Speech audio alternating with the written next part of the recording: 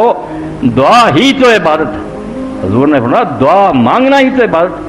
یہ جو ہے نا رکوع سجدے وغیرہ یہ تو ایسے جیسے دربار میں گیا سلام وغیرہ کیا، اصل میں کیا کام ہے؟ نماز بھی آپ سنتے ہیں، نماز کا اصل نام عربی میں کیا؟ صلاح، حی علی الصلاح۔ صلاۃ عربی میں دعا کو کہتے ہیں، باقی رکوع سجدے اس کے ساتھ ادب میں مراد دیا کہ تم دربار میں آؤ سلامی دو، اصل میں دعا ہے۔ اس لیے اللہ کے رسول علیہ السلام سے میرے بھائیوں 7 موقع پر اللہ اکبر کہتے دعا استفتاح، کبھی سبحانک اللہ، کبھی اللہم بارک، کبھی وجہت وجہ، اتنی پڑھی ہیں دعائیں۔ رکوع میں جا کر سیدھے کھڑے ہو کر ربنا الکرم کے بعد، سجدے میں، درمیان میں، پھر آخری اتحیات میں، کبھی دوسری رکعت میں رکوع میں جانے سے پہلے ہاتھ اٹھا کر 7 موقعوں پر نماز کے اندر دعا ہے۔ نماز دعا کے لیے بنی ہے، آپ عادت ڈال لیں کہ تسبیحیں 3 ہی کافی ہے، دعائیں رکوع میں بھی دعا میں لگے ہوئے، سجدے مانگتے ہی چلے جائیں۔ اور یہ بھی آپ میری گارنٹی پر سن لیں، سارا جہان سن رہا، پنجابی میں کریں، ہندی میں کریں، انگریزی میں کریں، عربی میں کریں، نثر میں، نظم، بالکل کوئی پابندی نہیں دین نے لگائی۔ آپ کو دکھ ہے بچہ مر رہا، آپ اس کے لیے کہتے ہیں اللہ میرے بچے کو شفا، ٹھیک۔ ہمارے یہاں تہجد کی اذان دیا کرتے تھے، بچے لے گئے، فوت ہو گیا، ان کا یہی کام۔ جب میں نے میرے سے سنیا، میں یہاں چارپائی اس وقت میری باہر ہوتی تھی، میں نے دیکھا کہ وہ تہجد کے وقت پھرنا رو رو کر اپنی زبان میں دعا کرتے اور کہتے مولانا جو مذہب نماز کا کبھی رسم کے طور پر، پتہ تو اب لگا کہ اللہ نے نماز سے کیا لینا، مانگنے کے لیے حکم بات ہے، مانگو آ کر مجھے۔ اس لیے دعا کرنا سیکھے، قدم قدم پر مانگتے ہی چلے جائیں۔ تو آپ نے فرمایا دعا ہر عبادت، کہ مانگنا ہی عبادت ہے، باقی سب عبادتیں اس کی شاخیں ہیں۔ وہ تو آپ دربار میں گئے، سلام کیا، سجدے میں پڑ گئے، یہ تعظیم ہے، مقصد اصلی دعا ہے کہ مانگو اللہ سے جو مانگنا۔ مولانا صاحب، احمد صاحب آسٹریلیا سے پوچھتے ہیں، ایک المیہ کی طرف آپ کی توجہ مبذول کروانا چاہتا ہوں۔ یہاں آ کر نوجوان لڑکے غیر ممالک سے آتے ہیں اور یہاں آ کر شادی کر لیتے ہیں، پھر اس کے بعد وطن واپس جاتے ہیں تو والدین کے کہنے پر ایک اور شادی کر لیتے ہیں اور بیوی کو اس سے بے خبر رکھتے ہیں۔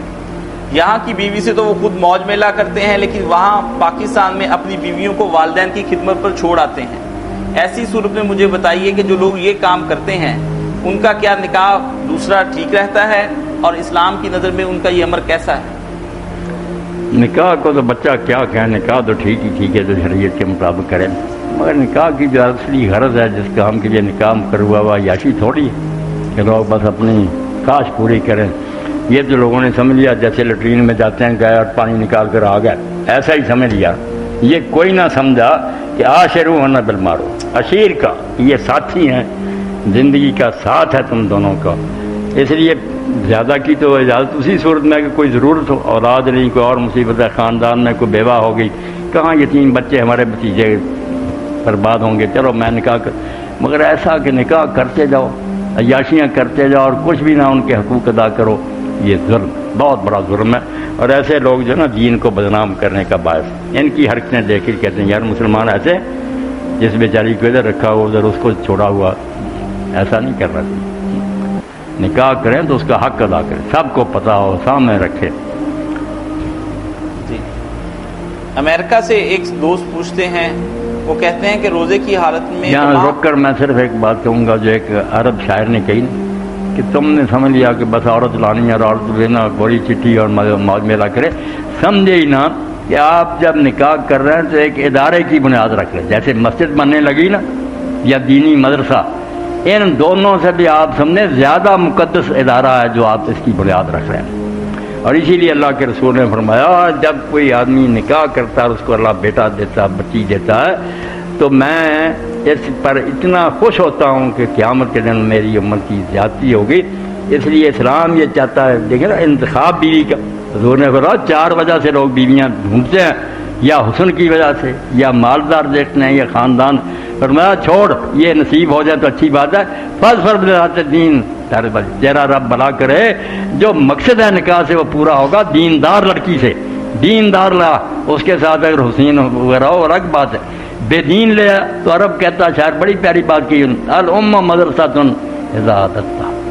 جب تو کوئی عورت لاتا نا ماں کے طور پر گھر میں بیوی بنا کر، تو ایک مدرسہ ہے جس کی تو نے بنیاد بنائی۔ اگر وہ بیوی نیک آ جائے گی مومنہ تو جو نسل ہوگی نا عادت شابن طیب والا، تو نے ایک پاک نسل کی بنیاد رکھتی جس کی جڑیں گہری، اور حرام دادی لے آیا بدماش تو ٹھیک ہے اپنا ایش تو کرے گا، مگر جو بچے بے دین پیدا ہو جائیں کیا بنے گا؟ تجھے بھی دوزخ میں لے جائیں گے، اللہ کے رسول بھی اس نے کیا کہ یہ ہیں امتی میرے۔ میں اور آپ جب پیش ہوں گے تو حضور نے فرمایا نا کچھ لوگ آئیں گے جنہیں میں کہہ دوں گا لستا من، تیرا میرے ساتھ کوئی تعلق نہیں، دفع ہوتا، میں نہیں ایسے امتی چاہتا۔ تو اقبال کہتا ہے توبہ توبہ لستا منی گویدت مولا ہے، میرا اور تیرا آقا اس دن کہہ دے گا کہ میرا تیرے ساتھ کوئی تعلق نہیں، وائے ماں ہے وائے ماں، مارے گئے ہم، تباہ ہو گئے، کیا پلے رات جب حضور نے دھکا دے دیا کہ دا دفع ہو جا، جدھر جاتا جا، میرا کچھ نہیں تعلق۔ امتی بنے ہم، کچھ کرنے کے کام کریں۔ جی مولانا صاحب ایک ساتھی یہ پوچھتے ہیں، ان کا یہ کہنا ہے کہ مولانا صاحب مجھے یہ بتا دیں کہ میں عصر کی نماز جو ہے وہ اہل حدیثوں کی طرح جلدی پڑھ لیتا ہوں اور ادھر سے ظہر کی نماز حنفیوں کی طرح لیٹ پڑھتا ہوں، اس طرح سے وہ دونوں جمع ہو جاتی ہیں، تو یہ کیا یہ طریقہ میرا ٹھیک ہے؟ کبھی ایسا کر لے تو ٹھیک ہے، ورنہ خواہش نفس کی پیروی ہے، من مانی کرنی، اپنے علو سیدھے کرنے کی کوئی بات تھوڑی۔ جب آپ اہل حدیثوں کی طرح وہ اول وقت پڑھتے ہیں زور بھی پڑھ، کبھی ہو جائے لیٹ تو کوئی بات نہیں، کوئی حرام نہیں، مگر ایسا طریقہ بنا لینا یہ تو پھر نا اپنے طرف سے من گھڑتی باتیں ہیں۔ بوسنیا سے ایک خاتون سوال پوچھتی ہیں، مولانا صاحب میں نے آپ کا ایک خطبہ سنا، آپ نے اس میں فرمایا کہ عورت کو چاہیے کہ وہ گھرداری کرے، لیکن سوال تو یہ ہے کہ اگر وہ یہی کام کریں گی تو باہر پھر ڈاکٹرز جو خواتین بنتی ہیں وہ کہاں جائیں گی؟ ایئرپورٹ پر سیکورٹی سٹاف کی شدید ضرورت ہوتی ہے، ایسی صورت میں ان عورتوں کو جاب لازمی کرنا پڑتی ہے۔ آپ مجھے ذرا اس بارے میں وضاحت کر دیں کہ کیا یہ دونوں صورتیں ممکن ہیں؟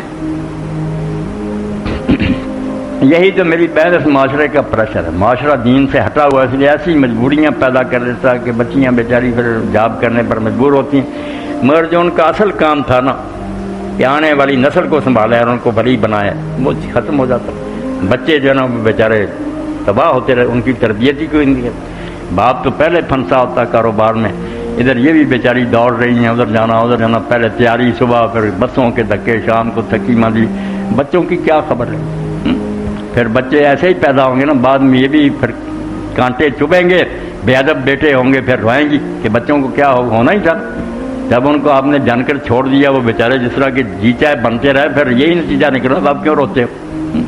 کام سنبھال لیتے۔ تو اصل محاذ جو ہے نا عورتوں کا وہ گھاڑی، یہ ہے نا، یہ فرض کفایہ میری بہن کہ ہر بستی میں یا علاقے میں کوئی نہ کوئی ڈاکٹر ہونی چاہیے، لیڈی بھی، اور اس طرح کے یہ ضرورت کے چاہے یہ بھی ٹھیک ہے، مگر یہ سارا جہان جو ہے نا بس نوکریوں پر ہو جائے، یہ اس زمانے نے ہمیں مجبور کر دیا۔ عصر حاضر ملک الموت ہے تیرا، جس نے قبض کی روح تیری دے کے تجھے فکر معاش۔ اس دور کا سب سے بڑا فتنہ کہ روٹی کی فکر پڑ گئی، سب بیچارے دوڑ پڑے، کیا کریں؟ یہ جبر ہے، ورنہ اصل یہی تھا کہ بھائی مردوں کام کرو، ہم گھر سنبھالیں، بچوں کی تربیت کرے گی، تمہارے لیے سارا سامان کرے گی، یہ کوئی تھوڑا کام نہیں تھا، نہ یہ حقیر کام ایک گٹاتا رہ کے عورتوں کا کام کو کرنا نہیں۔ کیسا حدیث پاک میں اسماء بنت یزید جب آئیں تو آپ سے پوچھا مرد جہاد کرتے ہیں، یہ کرتے ہیں، وہ کرتے ہیں، حضور نے فرمایا جو عورت اپنا گھر کے کام سنبھالے، بچوں کو پالے، خاون کے لیے سب کچھ تیار کرے، اور اس میں اس کے جو ہے نا رخسار یہ بھی میلے ہو جائیں، ہاتھ بھی میلے ہو جائیں، نہانے کی مہلت بھی نہیں، تو قیامت کے دن اس طرح ہوگی میرے ساتھ، 2 انگلیاں جوڑ کر حضور نے فرمایا کہ میرے ساتھ ہوگی جنت میں۔ یہ کوئی کم بات ہے؟ مرد تبھی آپ بے فکر ہو کر کام کریں گے یا اگر یہ کام پیچھے سے بے فکر ہوگا؟ تو بے ایمان لوگ اس طرح ہی پھیلاتے ہیں، نہیں عورتوں کو ذلیل کرتے ہیں، ذلیل تو انہوں نے کیا، اس طرح کبھی ہوا تھا؟ پڑھے لکھے 6-7 آدمی ایک بیاہ کے وقت ایک بچی سے بدکاری کر رہے ہیں، پولیس کے بارے میں توبہ توبہ آیا، ایک تھانے میں ہمارے 4 حرامی 14 سال کی بچی کو رکشا میں چلے گئے، بدکاری کی، اب ہتھکڑیاں لگی ہیں۔ یہ تعلیم کی برکت ہے، اس کو کہتے تعلیم ہے، یہ علم نہیں زہر ہے احرار کے حق میں، جس علم کا حاصل ہے جہاں میں 2 کفے جاؤں۔ پڑھ رہے ہیں میں فلاں کیا نوکری کرنی، یہ علم کا کوئی مقصد ہے؟ 4 ٹکے کمانے ہیں، کسی نے ٹوکری اٹھا لی، ادھر جب نوکری کر، کوئی علم کی غرض نہیں، نہ کوئی علم ہے، نہ زندگی کا پتہ کیوں ملی ہے، کس نے دی ہے، کدھر جائیں گے، کیا کرنا ہے، کچھ نہیں۔ اکبر الہ آبادی مرحوم ولی تھے، حالانکہ اس زمانے میں بیٹا BA کیا اور جج